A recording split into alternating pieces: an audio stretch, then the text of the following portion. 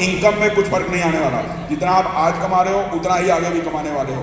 But regulation के बाद आपके लिए, आप सब लोगों के लिए काम करना इजी हो जाएगा। इजी होगा या नहीं होगा? बिना किसी के पास मेरा बैंक अकाउंट नंबर हो तो बता दो, दिया किसी ने? मैंने किसी से कोई पैसा नहीं लिया, ना मैंने किसी का कोई पैसा देना है। मैं तो सिर्फ केयर टेकर हूं और ईमानदारी से अपना काम कर रहा हूं, जिसकी वजह से आप सब लोग पैसा कमा पा रहे हो। अब आप बताइए, इसको रेगुलेटेड करना चाहिए या इसको दूसरी कंट्री में लेके जाए, इंडिया से इंडिया में ना करें? क्या करना चाहिए आप बताइए? तो रेगुलेशन करने का पहली शर्त ये, टैक्स भरना पड़ेगा। भरोगे? चलिए बढ़िया। तो फिर अगले 1 साल में बहुत बड़ी इनकम सब लोगों की होने वाली है, पूरी तरह से ईमानदारी से टैक्स पे करने के बाद। जितना आप आज सोच रहे हो, मैं थोड़ा सा एग्जांपल देके आपको बताता हूं। आज जो लोग प्लानिंग करके बैठे हैं, क्योंकि अभी तक आपको पता नहीं था कि हम इंडिया में रजिस्टर्ड कर रहे हैं, आप लोगों को तो आज ही पता लगा। अभी जो लोग भी प्लानिंग करके यहाँ बैठे थे कि हम अगले 1 साल में, जैसे पंकज जी हैं, विनोद सर हैं, ये इन्होंने कोई ना कोई प्लानिंग बना रखी होगी, अभी 1 करोड़ कमा लिए, तो इनको लगता तो होगा ना कम से कम 20 करोड़ आ जाएंगे अगले 1 साल में, लगता होगा ना? तो जितना आपने सोचा है अगले 1 साल में आएगा, उससे 10 टाइम ज्यादा आएगा टैक्स भरने के बाद।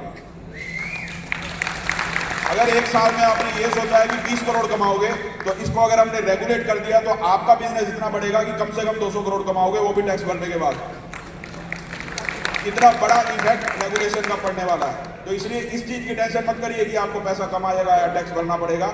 ये आपको अभी इसलिए लग रहा है क्योंकि पहले दिन से आपने प्लान देखा है कि 1 का 6 होता है, अब 1 का 4 होगा, इसलिए थोड़ा सा डर लग रहा है। लेकिन वो जो 1 का 6 होता है, वो होता है अगले फेज को कंप्लीट करने के बाद, तभी होता है ना, क्योंकि फेज तो कंप्लीट करना पड़ेगा। जब बिना फेज, थर्ड फेज हमारा सेल नहीं होगा तो सेकंड फेज के कॉइन बेचोगे कैसे?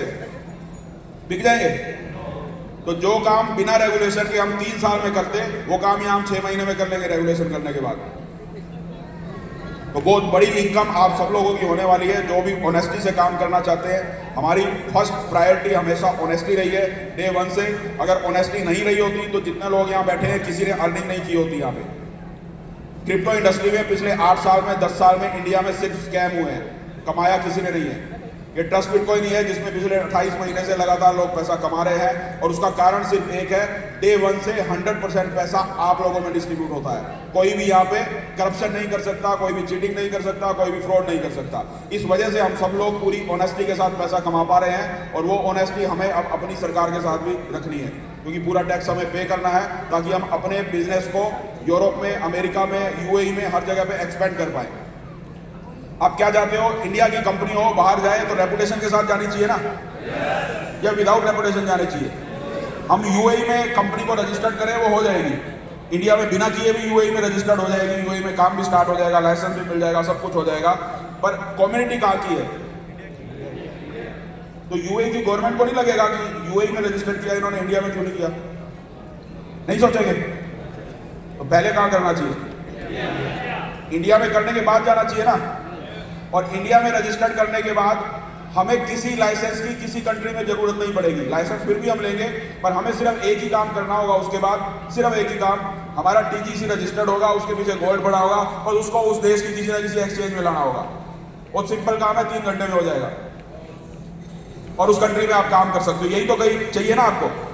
आपके कॉइन बेच के टीजीसी मिलेगा, और टीजीसी उस देश में सेल होना चाहिए, तो उस देश में आप काम कर सकते हो। इतना ही तो काम करना है, और कुछ करने की जरूरत नहीं है। पर एमएसबी लाइसेंस है, जैसे मनी सर्विस का लाइसेंस होता है अमेरिका में, यूएई में क्रिप्टो के लिए, स्टेबल कॉइन के लिए अलग लाइसेंस है। हर कंट्री के अपने अपने नॉर्म्स है, उनके अकॉर्डिंग हम सारे नॉर्म्स पूरे करेंगे।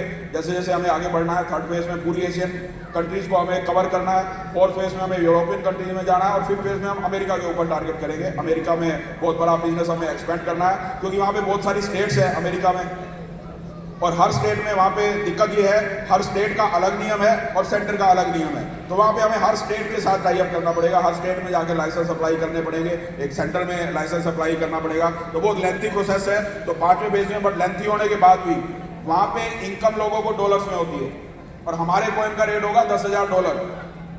हमारे यहाँ तो 10,000 रुपए है, अमेरिकन के लिए तो 10,000 रुपए होंगे ना, उनकी करेंसी डॉलर में है। हमारे यहाँ 9 लाख रुपए होंगे, तो उनके लिए खरीदना ज्यादा आसान होगा। बिकेगा, हमारे यहाँ भी बहुत बिकेगा उस समय, क्योंकि आज 1 करोड़ में बिटकॉइन बिकता है इंडिया में, और सबसे ज्यादा 50% इंडिया में ही सेल परचेज होती है डेली। बाकी कंट्री अलग तरफ है, 50% इंडिया में ही हर रोज उसका टर्नओवर होता है, तो बिकेगा इंडिया में भी उस समय। लेकिन जब अमेरिकन लोग डॉलर्स में उस कॉइन को खरीद रहे होंगे तो वो डॉलर आपके पास आएंगे। बहुत सारे लोग मेरे से पूछते हैं, फील्ड में अलग अलग कॉन्सेप्ट में काम कर रहे होते हैं, तो आपने इंडिया में क्यों किया काम, अमेरिका में होना चाहिए था। तो पहले अमेरिका में होना चाहिए था क्या? अमेरिका में होता तो आप क्या कमाते? अगर वहां शुरू होता और 5वें फेज में आपके पास आता तो क्या करते? यहां शुरू करके 5वें फेज में वहां जाना चाहिए ना, तभी तो कमाएंगे। या हमेशा अंग्रेजों को देना या लेना कभी नहीं है, कभी तो ले भी ले, हक बनता है ना हमारा, या हमेशा देना ही है। तो अब लेने की बारी है तो ले लेते हैं। तो बहुत बड़ी इनकम आप सब लोगों को होने वाली है, और ये सारे काम अगले 2 महीने में हम कंप्लीट करने वाले हैं, और इतने में हमारा 3rd फेज भी शुरू होने वाला है। और मैं फिर से आप सब लोगों से हाथ जोड़ के माफी चाहता हूं, अगर कोई कमी रही हो इस ट्रिप पे तो उसको हम दूर करेंगे। लेकिन अगली ट्रिप पे भी अगर आप 3000 लोगों को इकट्ठा करना चाहते हैं तो 3000 लोग भी हो जाएंगे, 5000 को करना चाहते हैं तो 5000 भी हो जाएंगे। पर जब भी हम किसी चीज को स्ट्रेच करेंगे तो थोड़ा सा पेन लेना पड़ेगा, सबको अपनी रिस्पॉन्सिबिलिटी समझनी पड़ेगी। कोई भी एक ट्रैवल कंपनी 3000, 10,000, 20,000 लोगों को मैनेज नहीं कर सकती, हम सब लोगों को मिलकर मैनेज करवाना पड़ेगा। अगर सिर्फ कंप्लेंट करोगे तो उसका कोई सोल्यूशन नहीं निकलेगा। कंपेयर मत करिए किसी से अपने आप को, कंप्लेंट मत करिए और क्रिटिसाइज मत करिए। ये 3 C छोड़ दीजिए, जिंदगी बहुत आसान हो जाएगी, ट्रस्ट बिटकॉइन में भी और वैसे भी। जब तक कंप्लेंट एंड पे रहेंगे तो सोल्यूशन नहीं निकलेगा।